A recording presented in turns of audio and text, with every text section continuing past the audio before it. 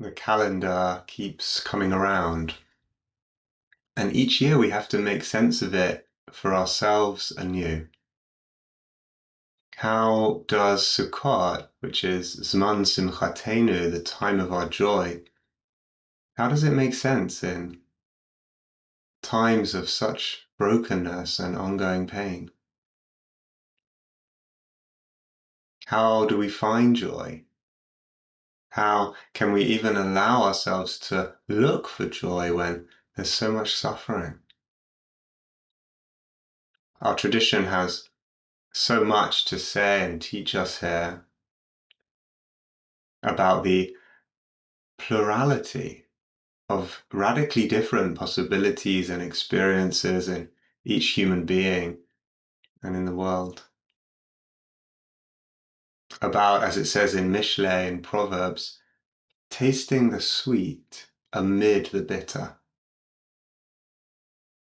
I really hope that you'll join our Sukkot journey, and then we'll have a week to learn and practice and together to feel our way across this rich and tender landscape.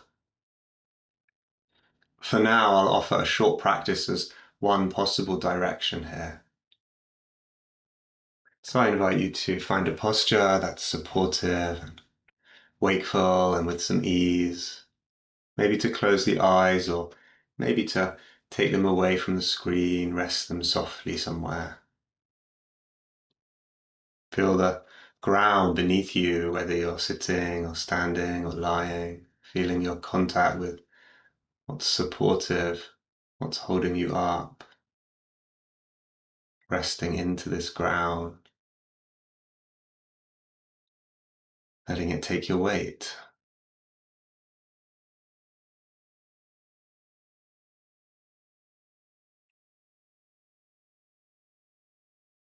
And then I invite you to look out for, to find something pleasant that is also here.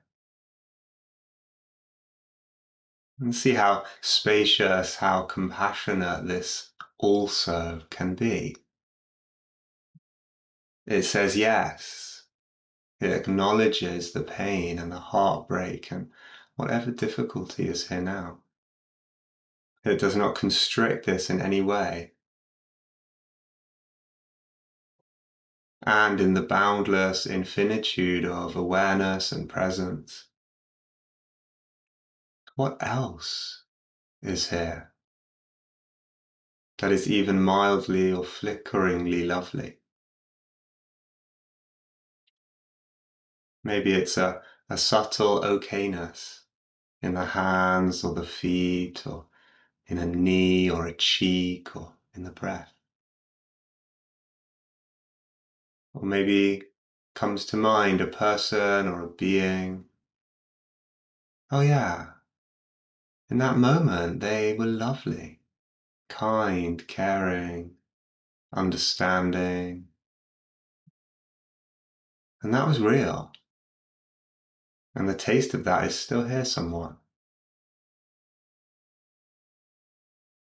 Or maybe the pleasantness is the realization of some way in which you are blessed, or protected, or loved.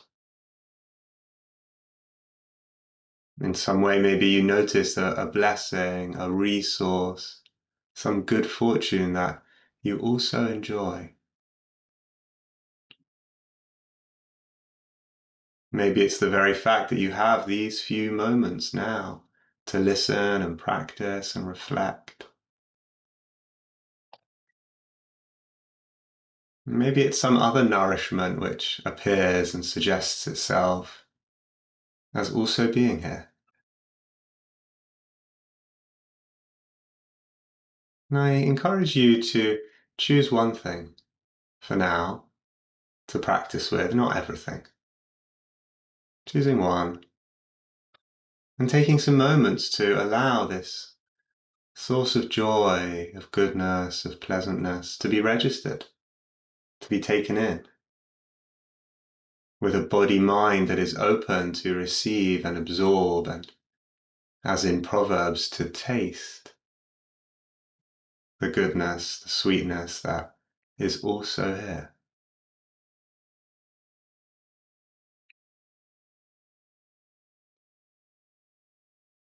I often find that I need to be deliberate, intentional with this practice. If I just sit back and hope for a spark of joy, a flicker of goodness, it may not show up.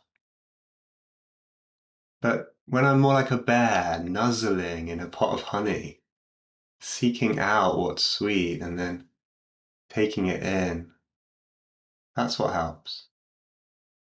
Finding and then drinking in the droplets or the stream.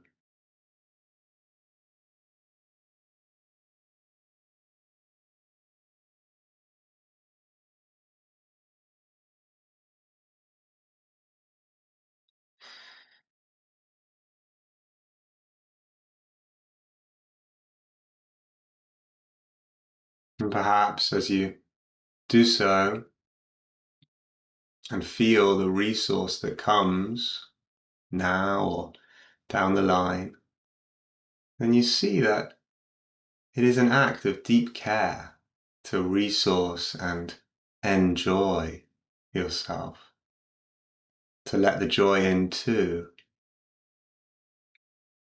Not because it's the only thing that's here, but because it's also here. Not because we don't care, but because we do.